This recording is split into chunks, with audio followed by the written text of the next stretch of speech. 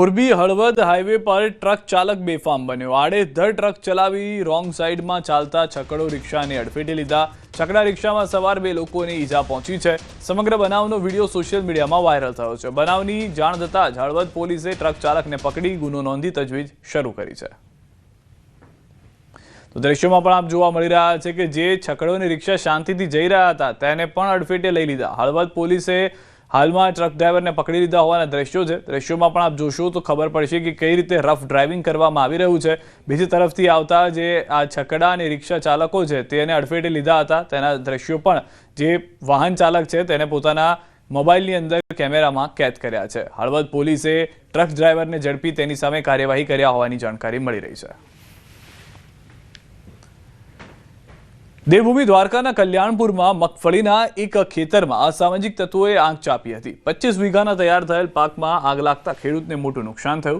ત્યારે ખેડૂત સરકાર પાસે સહાયની આશા રાખી રહ્યો છે। ખેડૂતનું કહેવું છે કે કમોસમી વરસાદે તેની મોટાભાગની મગફળી બરબાદ કરી હતી। વધેલી મગફળીને પણ કોઈ આગ લગાડી ચૂક્યું છે। ખેડૂતને હવે આર્થિક નુકસાની વેઠવાનો વારો આવ્યો છે। તેથી સમયસર યોગ્ય સહાય મળે અને જેણે આગ લગાડી તે અસામાજિક તત્વોને સજા થાય તેવી માંગ કરી રહ્યો છે। તો તમે અહીં બાજુમાં જ રહી ત્યાંથી ખબર પડી ગઈ અમને કે અગતનું અમારે ખેતરે કંઈક આવું થયું। તો ત્યાંથી મા દીકરો બે દોડીને આવ્યા ને તો ત્યાં વસમાં બે ભર હરગતા હતા એટલે આવ્યા એટલે આજુબાજુને બધે ફોન કર્યો કે તમારામાં હરગે। પછી અહીંયા આવ્યા છોકરા તેને કીધું કે આ છોકરા ભર જેટલા હરાય એટલા હારો એટલા હાર્યા। બાકી ભૂકાના ઢગલામાં પાછળ આલી તો ભૂકાના ઢગલા હતા એમાં આગ લાગી ગઈ। અડધી અમે જે કોરી કાઢી ઈ અમારી પછી સાઈન કોકે દિવાહરી મૂકી પણ કિન્યે મૂકીને ઈ અમને સાહેબ ખબર નથી। મારી બધી માહિતી એવી છે કે સરકારને કઈ જરૂરી અમને તાત્કાલ મદદ કરે। કોઈ બી નીકળેલો હોય એને દિવાહરી કરેલી છે કઈ સળગાવેલું એનું છે। બે જગ્યાએ એકારે હલગે નહીં કોઈ। દેવભૂમિ દ્વારકા જિલ્લાના કલ્યાણપુરમાં સીમ વિસ્તારમાં ખેડૂતના મગફળીના ઢગલામાં આગની ઘટના બની છે। આપ સીધા દ્રશ્યો જોઈ શકો છો। કલ્યાણપુર વાડી વિસ્તારમાં આવેલો આ મગફળીનો પાક હતો। આ પાક સંપૂર્ણ બળીને ખાક થઈ ચૂક્યો છે। ખેડૂતનો દાવો છે કે કમોસમી વરસાદ પહેલા કેટલીક મગફળી છે તે કાઢી લેવામાં આવી હતી, તેનો ઢગલો પણ બળી ચૂક્યો છે। ત્યારે હાલ કમોસમી વરસાદના વિરામ બાદ જે મગફળી પલળેલી હતી તે વરસાદનો વિરામ લીધો હતો અને સુકાઈ ગયેલો પાક છે તે થ્રેસર મશીનથી કાઢવાનો હતો, પરંતુ જે થ્રેસર મશીન મગાવી લીધું હતું ખેડૂત ડીઝલ ભરવા ગયા અને અચાનક જ પાછળથી જે આગની ઘટના બની હતી તેમાં સંપૂર્ણ જે મગફળીના બે અલગ અલગ ઢગલા હતા તે સંપૂર્ણ બળી ચૂક્યા છે અને ખેડૂતોને હાલ મોઢે આવેલો કોળિયો છીનવાયો તેવી સ્થિતિ છે। ખેડૂત જણાવી રહ્યા છે કે બે અલગ અલગ ઢગલામાં આગ લાગી છે। ત્યારે ખેડૂતનો આક્ષેપ છે કે કોઈ પણ અસામાજિક તત્વો દ્વારા આ કૃત્ય કરવામાં આવ્યું હોય। ત્યારે સમગ્ર મામલે ખેડૂતે કલ્યાણપુર પોલીસ સ્ટેશનમાં જાણવા જોગ અરજી કરી છે। મુકુંદ મોકરિયા, ન્યૂઝ 18 ગુજરાતી, દેવભૂમિ દ્વારકા। જૂનાગઢના બાદલપુર ગામે માતૃભૂમિ ઋણ સ્વીકાર કાર્યક્રમ યોજાયો, જેમાં ઉદ્યોગપતિ દિનેશ કુંભાણીએ કરેલી ખેડૂતો માટેની જાહેરાતના ચેક વિતરણ કરવામાં આવ્યા। ખેડૂતોને પાક નુકસાનીની સહાયની જાહેરાત કરવામાં આવી હતી। બાદમાં 10 દિવસમાં ચેક વિતરણ પણ કરી દેવામાં આવ્યું હતું। હેક્ટર દીઠ 11,000 રૂપિયાની સહાય 4 ગામના ખેડૂતોને આર્થિક રીતે મદદરૂપ કરવામાં આવી હતી। માં ખોડલ દેવનો દેવ મહાદેવને પ્રાર્થના કરું કે આજે આવા જે રતન છે એ રતનનો વધારો થાય અને દિનેશભાઈ કુંભાણી અને આખા પરિવારને જેટલા અભિનંદન આપવા એટલા ઓછા છે। માં ખોડલ અને દેવનો દેવ મહાદેવ એની રક્ષા કરે અને આવા નવા કામ કરાવતા રહે એવી આ તકે પ્રાર્થના કરું। સરકારને આપવું હોય તો એને ક્યાં કોઈને પૂછવું છે? આ તો પર્સનલ કંપનીવાળા છે દિનેશભાઈ ધીરુભાઈ કુંભાણી, એ પોતે સહાય આપે છે તો સરકાર કેમ નથી આપતી? આ વિસ્તારની અંદર જે કમોસમી વરસાદ પડ્યો એના હિસાબે ખેડૂતોના તમામ પાક નિષ્ફળ જવાથી ખેડૂતોને બહુ મોટું નુકસાન થયું છે, જેને લઈને અમારા ગામના ઉદ્યોગપતિ શ્રી દિનેશભાઈ કુંભાણી જે અમારા ગામમાં મોટો થયેલો છે અને આ ગામનું રતન છે અને એમને આ ગામ પ્રત્યેનું ઋણ અદા કરવા બાદલપુર સહિત આજુબાજુના પ્રભાતપુર, સાંકડા અને સેમરાણા આ 4 ગામના તમામ ખેડૂતોને હેક્ટર દીઠ 11,000 રૂપિયાની સહાય કરેલ છે, જેને લઈને ખેડૂતોને બહુ સારી એવી રાહત મળી છે અને ખેડૂતો પોતાનું આગોતરું વાવેતર કરી શકે। તમામ ખેડૂતોને જેટલી બી જમીન હોય એ જમીનના 11,000 રૂપિયા લખે પ્રતિ હેક્ટરે આપવા માટેની મેં વાત કરી હતી। તો એ અનુસંધાનમાં આજે બધા જ ખેડૂતોને અહીં બોલાવી આ પટાંગણની અંદર ખોડલધામ ટ્રસ્ટના ચેરમેન આદરણીય નરેશભાઈ પટેલ અધ્યક્ષ સ્થાને આશીર્વચન માટે મહંત કૃષ્ણદાસ બાપુ પણ પધાર્યા હતા અને સમાજના અનેક ક્ષેત્રના મહાનુભાવો પધારી અને આ બધાની ઉપસ્થિતિમાં આ 4 ગામના ખેડૂતોને આજે ચેક આપવા માટેનો કાર્યક્રમ રાખેલો હતો. પાવીજીતપુર ગામ પાસેથી પસાર થતી ભારજ નદી ઉપરનો બ્રિજ 2 વર્ષથી બિસ્માર હાલતમાં છે. 2 વર્ષથી બ્રિજ તૂટી ગયો હોવાથી સ્થાનિકોને ભારે હાલાકીમાં મુકાયા છે. જોકે તંત્ર દ્વારા નદીમાં જ 2 વખત ડાયવર્ઝન બનાવાયું અને બંને વાર આ ડાયવર્ઝન ધોવાઈ ગયું, જેના કારણે પ્રજાને 35 કિલોમીટર ફરીને જવા મજબૂર બનવું પડ્યું. તંત્ર દ્વારા યોગ્ય નિકાલ ન આવતા ધારાસભ્ય ચૈતર વસાવા અધિકારીઓને મળવા પહોંચ્યા, પરંતુ ચૈતર વસાવા ઓફિસ પર પહોંચ્યા ત્યારે અધિકારી હાજર ન હતા, જેથી તેમણે રોષ ઠાલવ્યો છે. જે તૂટેલા ડાયવર્ઝનની મુલાકાત લીધી અને તાત્કાલિક ધોરણે ચાલુ થાય એ રજૂઆત માટે જ્યારે રાષ્ટ્રીય ધોરીમાર્ગની કચેરી બોડેલી ખાતે અમે પધારેલા છે ત્યારે અધિકારીઓ પોતાના મોબાઈલો બંધ કરીને અહીંથી પલાયન થઈ ગયા છે. માત્ર પટાવાળા ભાઈ એક અહીંયા હાજર છે. ત્યારે એમણે કરેલા ભ્રષ્ટાચારના જવાબો આજે અમે માંગવાના હતા, એનાથી બચવા માટે એ લોકો આજે અહીંથી પલાયન થયા છે. પણ આ વિસ્તારમાં જ્યારે પણ અમારો પ્રવાસ હશે અમે ફરી પણ આ કચેરીમાં આવીશું. પાવીજીતપુર ગામ પાસેથી પસાર થતી ભારજ નદી ઉપરનો બ્રિજ 2 વર્ષથી બિસ્માર હાલતમાં છે. 2 વર્ષથી બ્રિજ તૂટી ગયો હોવાથી સ્થાનિકોને ભારે હાલાકીમાં મુકાયા છે. જોકે તંત્ર દ્વારા નદીમાં જ 2 વખત ડાયવર્ઝન બનાવાયું અને બંને વાર આ ડાયવર્ઝન ધોવાઈ ગયું, જેના કારણે પ્રજાને 35 કિલોમીટર ફરીને જવા મજબૂર બનવું પડ્યું. તંત્ર દ્વારા યોગ્ય નિકાલ ન આવતા ધારાસભ્ય ચૈતર વસાવા અધિકારીઓને મળવા પહોંચ્યા, પરંતુ ચૈતર વસાવા ઓફિસ પર પહોંચ્યા ત્યારે અધિકારી હાજર ન હતા, જેથી તેમણે રોષ ઠાલવ્યો છે. જે તૂટેલા ડાયવર્ઝનની મુલાકાત લીધી અને તાત્કાલિક ધોરણે ચાલુ થાય એ રજૂઆત માટે જ્યારે રાષ્ટ્રીય ધોરીમાર્ગની કચેરી બોડેલી ખાતે અમે પધારેલા છે ત્યારે અધિકારીઓ પોતાના મોબાઈલો બંધ કરીને અહીંથી પલાયન થઈ ગયા છે. માત્ર પટાવાળા ભાઈ એક અહીંયા હાજર છે. ત્યારે એમણે કરેલા ભ્રષ્ટાચારના જવાબો આજે અમે માંગવાના હતા, એનાથી બચવા માટે એ લોકો આજે અહીંથી પલાયન થયા છે. પણ આ વિસ્તારમાં જ્યારે પણ અમારો પ્રવાસ હશે અમે ફરી પણ આ કચેરીમાં આવીશું. જૂનાગઢ જિલ્લામાં ખેડૂતોને સહાય માટેના ઓનલાઈન ફોર્મ ભરવાની પ્રક્રિયામાં સર્વર ડાઉનની સમસ્યાના કારણે હેરાનગતિ છે. જૂનાગઢ જિલ્લામાં કમોસમી વરસાદને કારણે પાકને મોટા પાયે નુકસાન થયું, જેને લઈ સરકાર દ્વારા ખેડૂતોને સહાય આપવાની જાહેરાત કરાઈ. સહાયના ઓનલાઈન ફોર્મ ભરવાની પ્રક્રિયા ગ્રામ પંચાયત કચેરી ખાતે શરૂ થતાં ખેડૂતો મોટી સંખ્યામાં ઉમટી પડ્યા, પરંતુ ઓનલાઈન ફોર્મ ભરવાની સિસ્ટમમાં ખામી અને સર્વર ડાઉનની સમસ્યા થતાં ખેડૂતોને 2 દિવસ સુધી લાઇનમાં ઊભા રહેવું પડે છે. આજે હું 3 દિવસથી અહીંયા બેઠો હતો ઓફિસની અંદર. હવે એ સર્વે ડાઉન થાય તો એમાં કરે હું વીસી એ બિચારા એમને અહીંયા આંગળા દબાવ્યા કરે કે ભાઈ નથી હાલતું. હવે પણ આ સરકારને ખરેખર કરવાની જરૂર જ નથી. એને ખબર છે સમગ્ર ગુજરાતની અંદર આ પાક નુકસાની થાય છે, તો એને અમારે સંપૂર્ણ ડેટા એની પાસે છે, તો અમારા ખાતામાં જે મળવાના હોય એ અમારે સીધા ખાતામાં નાખી દે તો હું વાંધો. અત્યારે હું તમને કહું અમારી પરિસ્થિતિ એવી છે, અમારા સહાયની રાહ જોઈને બેઠા છે. તો અમે અહીંયા કાલના બેઠા છીએ તો અમારું સર્વર ડાઉન જ છે, એ હાલતું જ નથી. તો અમે કાલે આવ્યા હતા, લાઈનમાં ઊભા હતા, આજે આવ્યા હતા, હજી ચાલુ નથી થયું. તો એના માટે શું કરવું અમારે? તો સરકારને બધી ખબર જ છે, ડેટાની બધી ખેડૂતોની કે કેટલા વીઘા એની પાસે જમીન છે, શું છે શું નહીં એમ. તો બધા ડાયરેક્ટ સીધા ખાતામાં નાખી દઈએ તો એમાં તકલીફ શું છે સરકારની? તો આ સર્વર ડાઉનની સમસ્યાને કારણે કામગીરી ખૂબ ધીમી ચાલી રહી છે. દિવસભર બેસીને પણ માત્ર 5-6 અરજીઓ જ અપલોડ થઈ શકે છે. જો આ રીતે કામ ચાલશે તો ઘણા ખેડૂતો સહાયથી વંચિત રહી જવાનો ડર મહેસૂસ કરી રહ્યા છે. આજે ખેડૂતો અને સરપંચ દ્વારા સર્વર સતત ચાલુ રહે તેવી સરકાર પાસે માંગ કરવામાં આવી છે. ખેડૂતો અત્યારે પોતાના અગત્યના અટાણે પિયત કરવાના કામ બધા મૂકીને અટાણે સહાયની લાઈનમાં ઊભા છે, તો અટાણે સર્વર એ કામ કરતું નથી. તો ખરેખર સરકારશ્રીએ એ સર્વર ડાઉન છે એના માટેના થોડાક ખેડૂત પ્રત્યેનું સારું વલણ અપનાવીને એના ખરેખર જે ઉપાય થાય એ ઉપાય શોધીને એ ઝડપથી કાર્યવાહી થાય એવા પ્રયત્ન કરવા જોઈએ. સમગ્ર મામલે જૂનાગઢ જિલ્લા ખેતીવાડી અધિકારી સ્પષ્ટતા કરવામાં આવી હતી કે અરજીઓ સ્વીકારવાની પ્રક્રિયા પોર્ટલ મારફતે ચાલુ છે. અરજીઓની કામગીરી કુલ 15 દિવસ સુધી ચાલવાની છે, તેથી ખેડૂતોને લાઇનમાં ઊભા રહેવાની કોઈ જરૂર નથી. ઉપરાંત સમગ્ર પ્રક્રિયાનું તાલુકા અને જિલ્લા કક્ષાએથી સતત મોનિટરિંગ કરવામાં આવી રહ્યું છે અને કોઈ પણ ટેકનિકલ પ્રશ્ન ઊભો થાય છે તો તેને ઉચ્ચ કક્ષાએ જણાવીને તુરંત નિકાલ કરવામાં આવે છે. તમારા તાલુકા કક્ષાએથી અત્રેથી અમે એનું સતત મોનિટરિંગ કરતા રહ્યા છીએ. ક્યાંય કોઈ પ્રશ્ન આવે તો તરત અમે એને ઉપર પણ મોકલી આપીએ છીએ.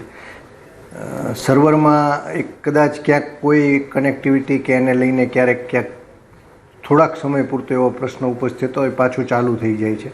એટલે અરજીઓ તો સતત થતી રહે છે. એટલે હાલ બીજો કોઈ પ્રશ્ન અત્યારે એટલા બધા અમને મળતા નથી કે બધે જ બંધ થઈ ગયું હોય. ઉકાઈ પ્રદેશ ખાંડ ઉદ્યોગ મંડળી એટલે કે વ્યારા શુગર પૂરતો પુરવઠો ન મળતા હાલાકી ભોગવી રહી છે.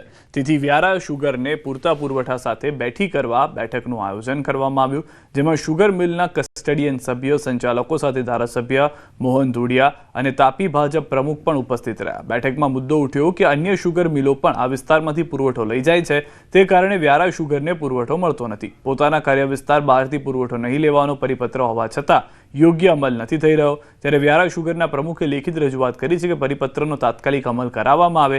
બીજી તરફ આ બેઠકમાં અન્ય મિલ સંચાલકોને આમંત્રણ છતાં હાજર રહ્યા ન હતા. તેથી હવે શુગર મિલોના સંચાલકોમાં વિવાદ થવાના પણ સંજોગો દેખાઈ રહ્યા છે. વલસાડ સુગર છે એ વલસાડ સુગર પ્રાઇવેટ લિમિટેડ કંપનીને આપવામાં આવી એટલે એનું વલસાડનું કાર્યક્ષેત્ર છોડીને તાપી જિલ્લામાંથી શેરડી લઈ જાય એવી દક્ષિણ ગુજરાતની તમામ સુગર ફેક્ટરીઓ આ તાપી જિલ્લામાંથી માલ લઈ જાય છે. એ તમામ લોકો એ બંધ કરે એવી આપણે વિનંતી કરીએ. કલેક્ટર શ્રી, ડીએસપી શ્રી અને રજિસ્ટ્રારને ફોન પણ થયા છે. એટલે આવતીકાલથી જ એનો અમલ થઈ જાય એવી અમે વિનંતી. એટીએસે પકડેલા આતંકીઓનો મામલો 3 આતંકીને એટીએસે ગાંધીનગર જિલ્લા કોર્ટમાં રજૂ કર્યા. 3 આતંકીના રિમાન્ડ પૂર્ણ થતા કોર્ટમાં રજૂ કરાયા. કોર્ટે 3 આતંકીને જ્યુડિશિયલ કસ્ટડીમાં મોકલવા કર્યો છે હુકમ. આરોપી આઝાદ સુલેમાન અને મોહમ્મદ સુહેલ અને અહમદ મુહિઉદ્દીનને જ્યુડિશિયલ કસ્ટડીમાં મોકલાયો. બચાવ પક્ષના વકીલે કહ્યું કે હાલ તપાસનો પ્રથમ તબક્કો છે. આગામી દિવસોમાં લીગલ ગ્રાઉન્ડના આધારે જામીન માટે પ્રક્રિયા હાથ ધરાશે. હાલ પૂરતું તો 3 આરોપીઓના રિમાન્ડ પૂર્ણ થયેલા છે. રિમાન્ડ પૂર્ણ થઈ હતી તેઓને અત્યારે જ્યુડિશિયલ કસ્ટડીની અંદર મોકલી દીધેલા છે. એટલે હવે આ તબક્કે જે આપણે કહી શકીએ તો તપાસ ખૂબ જ પ્રથમ તબક્કે છે. ઇન્વેસ્ટિગેશન બી અત્યારે પેન્ડિંગ છે, ને જો કે પૂરતો સમય છે ઇન્વેસ્ટિગેટિંગ એજન્સી પાસે આની અંદર.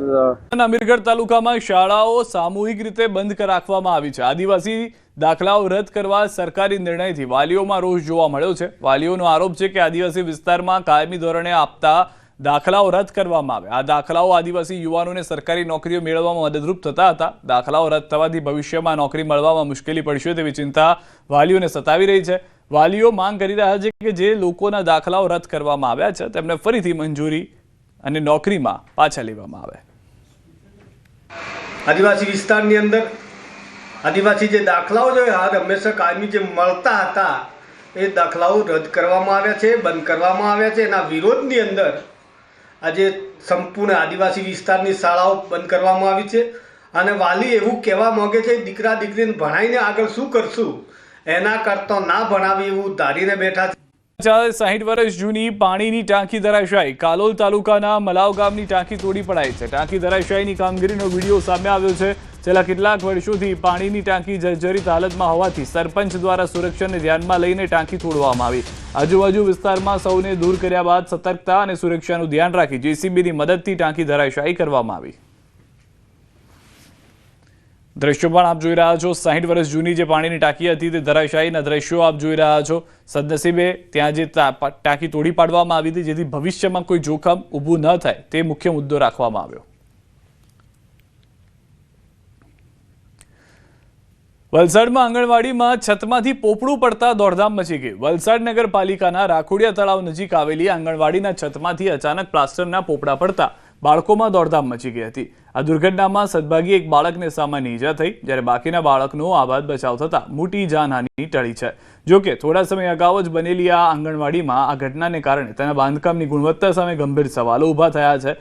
હાલ આ ઘટનાને લઈને નગરપાલિકાનું તંત્ર હરકતમાં આવ્યું હતું અને ઘટનાની જરૂરી તપાસ હાથ ધરી હતી.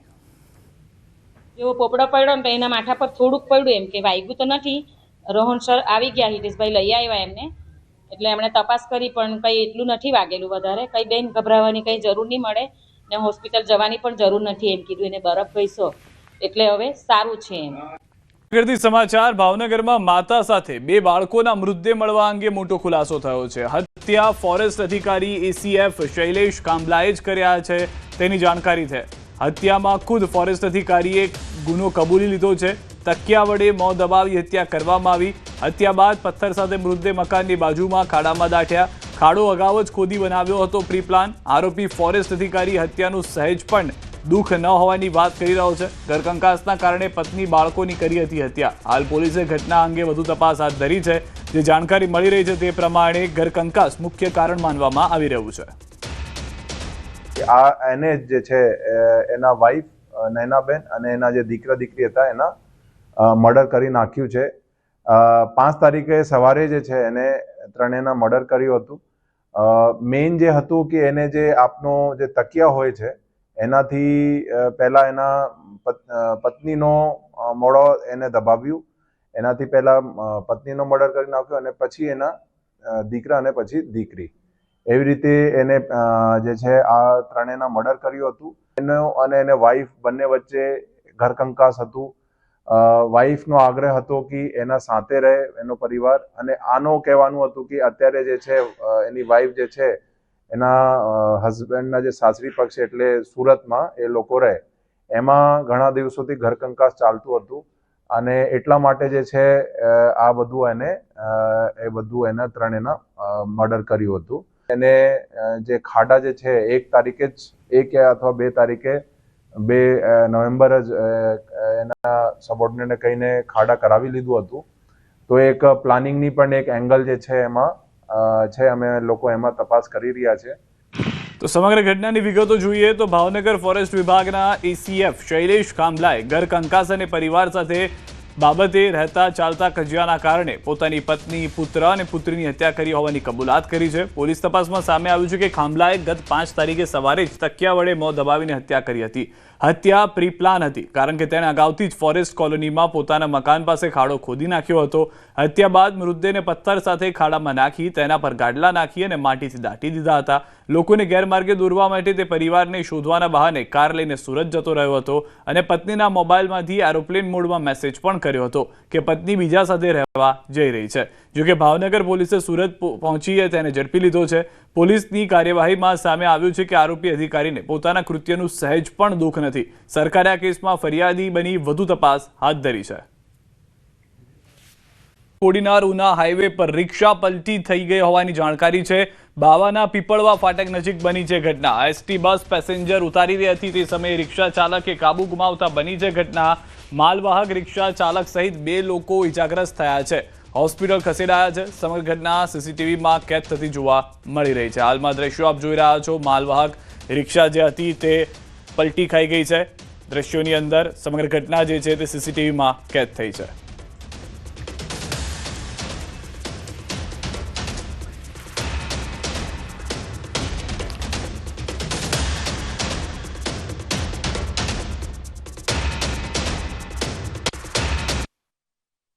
ઘટનાના સીસીટીવી બાદના દ્રશ્યો પણ આપ જોઈ રહ્યા છો। કોડીનાર ઉના હાઈવે પર જે રિક્ષા પલટી ગઈ હતી, 2 લોકો ઇજાગ્રસ્ત થયા હતા। 108ની ટીમ ઘટના સ્થળે પહોંચી હતી અને ઇજાગ્રસ્ત જે લોકો હતા તેઓને સારવાર આપવામાં આવી રહી હતી। જે સમગ્ર ઘટના જાણવા મળી છે તે પ્રમાણે બસ ત્યાં આગળ ઉપસ્થિત હતી, ત્યાં આગળ હતી અને તે દરમિયાન આ દ્રશ્યો આપ જુઓ, બસ ત્યાં ઊભી છે, પેસેન્જર ઉતારવામાં આવી રહ્યા છે। એ દરમિયાન જ આ જે બાજુમાંથી છકડો જઈ રહ્યો છે તેને પોતાના સ્ટીયરિંગ પરથી કાબુ ગુમાવી લીધો, ડિવાઈડર પરથી કૂદી અને બીજી તરફ જતી રહી। ત્યારબાદ આસપાસથી લોકો દોડી આવ્યા હતા મદદ માટે અને જે છકડા ચાલક છે તેમાં જે સવાર લોકો હતા તેઓને બચાવવા માટેના પ્રયાસ કરવામાં આવ્યા હતા। રસ્તામાં તેટલી કોઈ પણ જાતની પરિસ્થિતિ જણાતી નથી કે જેના કારણે અચાનક કાબુ ગુમાવ્યો હોય, પરંતુ હાલમાં જે બંને લોકો ઇજાગ્રસ્ત છે તેને સારવાર આપવામાં આવી રહી છે। વધુ માહિતી ન્યૂઝ 18 સમર્થક દિનેશ પાસેથી મેળવીશું। દિનેશ, સમગ્ર ઘટના શું ઘટી હતી? હાલમાં જે સીસીટીવી જોવા મળી રહ્યા છે તેને સમજાવશો?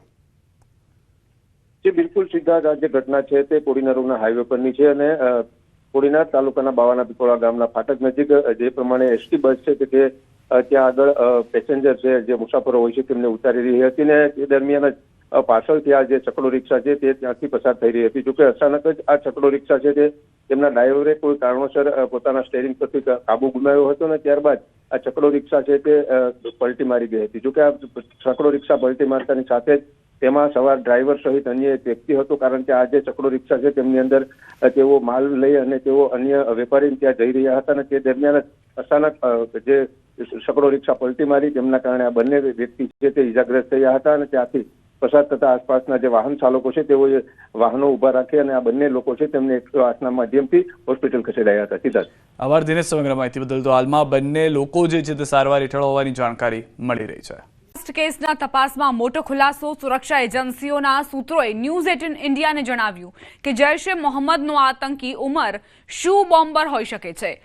સુરક્ષા એજન્સીઓને વિસ્ફોટ સ્થળ પર મોહમ્મદની i20 કારની ડ્રાઈવ સીટ નીચે જમણા આગળના ટાયરમાંથી શૂઝ મળી આવ્યું.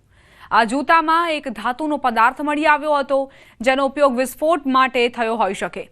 વિસ્ફોટ સ્થળ પર ટાયર અને જૂતામાંથી TATPના નિશાન પણ મળી આવ્યા છે. એ પણ પુષ્ટિ થઈ છે કે જૈશ-એ મોહમ્મદે મોટા વિસ્ફોટની યોજના બનાવવા માટે મોટી માત્રામાં ટ્રાયસેટોન ટ્રાઇપર ઓક્સાઇડ એકઠો કર્યો હતો. લાલ કિલ્લા વિસ્ફોટમાં એમોનિયમ નાઇટ્રેટ સાથે TATP વિસ્ફોટકનો પણ ઉપયોગ કરવામાં આવ્યો હતો. ઝડપાયેલા મહિલા ડોક્ટર શાહીન મારફતે મોડ્યુલને 20 લાખ રૂપિયા આપ્યા હતા. તપાસ એજન્સીઓને કારની પાછળની સીટ નીચે વિસ્ફોટકો હોવાના પુરાવા પણ મળ્યા. ઉમર મોહમ્મદે શૂ બોમ્બર તરીકે પોતાને રજૂ કરી આ જ પેટર્ન અનુસરીને વિસ્ફોટ કર્યો હોઈ શકે છે.